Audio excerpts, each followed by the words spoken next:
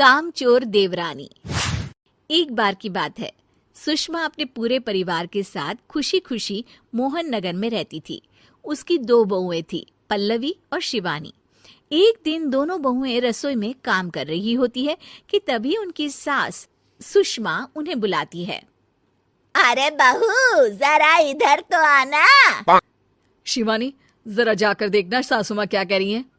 दीदी आप ही देख लो ना जाकर, आपको भी तो सुनाई दे रहा है। अरे मैं आटा गूंद रही हूँ ना, तुम चली जाओ। हाँ तो मैं भी तो सब्जी काट रही हूँ ना दीदी।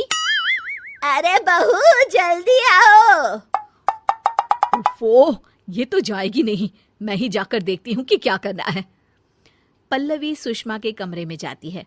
जी मम्मी जी, क्या हुआ? शाम को घर पर कुछ मेहमान आने वाले हैं, तो तुम अच्छा सा खाना बना लेना बहू।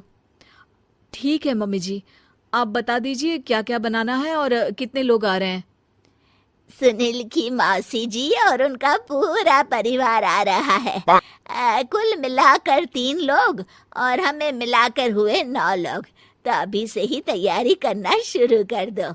और हाँ, घर की सफाई भी कर देना, हाँ, अच्छे से। जी मम्मी जी, सब काम हो जाएगा, आप चिंता मत कीजिए। पल्लवी शिवानी को घर में मेहमान आने वाले हैं इसके बारे में बताती है। क्या 9 लोगों का खाना बनाना होगा, घर की सफाई करनी है? बाप रे, सासू माँ ने तो हमें घर की नौकरानी ही समझ कर रखा है। ऐसा नहीं बोलते शिवानी, हम इस घर की बहू हैं और घर के काम करना हमारा फर्ज है। दीदी तो है ही सासू माँ की चमची, जब देखो सासू माँ सासू माँ। मैं तो इतना सारा काम नहीं करने वाली। शिवानी कपड़े लेकर गमला साफ कर रही होती है और चक्कर आने का नाटक करने लगती है। मेरा सर चकरा रहा है। तभी वहां पल्लवी और सासू माँ जाते हैं। अरे बहू, क्या हो गया तुम्हें? मम्मी जी, बहुत तेज सर में दर्द हो रहा है। तुम एक काम करो शिवानी, आराम कर लो। नहीं नहीं दीदी, घर में मेहमान आने वाले हैं, मुझे आपकी मदद करनी चाहिए। अरे कोई बात नहीं शिवानी, तुम आराम कर लो, मैं सब काम कर लूंगी। ठीक है दीदी, अगर आप इतना कह रही हैं तो आराम कर लेती हूँ। शिवानी आराम से अपने कमरे में मैगजीन पढ़ रही होती है। इसे कहते हैं आराम की जिंदगी। इतना सारा काम। चलो, सारा काम खत्म हो गया, शिवानी को देख आती हूँ। शिवानी अपने कमरे में ईयरफोन में गाने सुनते सुनते सो जाती है और उसके साइड में मैगजीन भी रखी होती है। पल्लवी वहां आ जाती है और वो सब देखती है। ओहो, तो मतलब सब काम चोरी का बहाना था। अभी बताती हूँ इसको। घर का सारा काम मुझे करना पड़ा और ये महारानी यहाँ मैगजीन पढ़ रही है, गाने सुन रही है।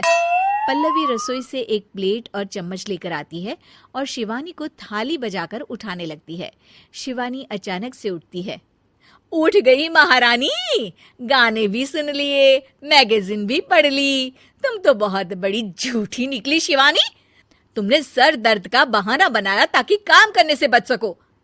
हाँ, बनाया बहाना, तो क्या करती, इतने सारे काम करती। मुझे कोई शौक नहीं है चापलूसी का।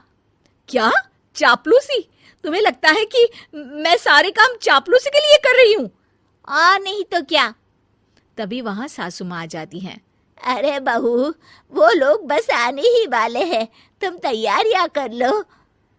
जी सासू माँ, तुझे तो मैं बाद में देखती हूँ। सब खाना खाने बैठते हैं और खाना शुरू करते हैं। तभी सुनील की मौसी बोलती है। वाह भाई वाह, खाना तो बहुत ही अच्छा बना है सुषमा जी। एक एक चीज में क्या स्वाद है। ये सुनकर शिवानी मुंह बना लेती है। उसे अपनी जेठानी की इतनी तारीफ रास नहीं आती। आपकी बहुएं तो बहुत ही अच्छा खाना बनाती हैं। हाँ, बनाती तो दोनों ही अच्छा है, पर आज ना ये सारा खाना बड़ी बहू ने बनाया है। छोटी बहू की तबीयत ठीक नहीं थी, सो इसलिए। मानना पड़ेगा सुषमा जी, आपकी बड़ी बहू तो बहुत ही गुणवान है। पल्लवी की तारीफ सुनकर शिवानी को जलन होती है, पल्लवी ये सुनकर खुश हो जाती है और शिवानी की तरफ देखकर उसे चिढ़ाती है। कुछ देर बाद मेहमानों के जाने का वक्त हो जाता है। मौसी जी सबके लिए उपहार लाई होती है। वो सबको शगुन के पैसे देती हैं और अंत में पल्लवी के पास आती है। तुम्हारे लिए शगुन का लिफाफा तो है ही, पर बहू तुम्हें एक और उपहार भी मिलेगा इतना अच्छा खाना बनाने के लिए। मौसी अपने सोने के कंगन निकालकर पल्लवी को पहना देती है। ये लो, ये मेरे मनपसंद कंगन है, अब से ये तुम्हारे हुए। धन्यवाद मौसी जी। ये देखकर शिवानी तो पूरी तरह से जल जाती है और गुस्से से रसोई में चली जाती है। तभी वहां पल्लवी आ जाती है और उसे अपने कंगन दिखाने लगती है। देवरानी जी, अब आपका सर दर्द ठीक तो है ना?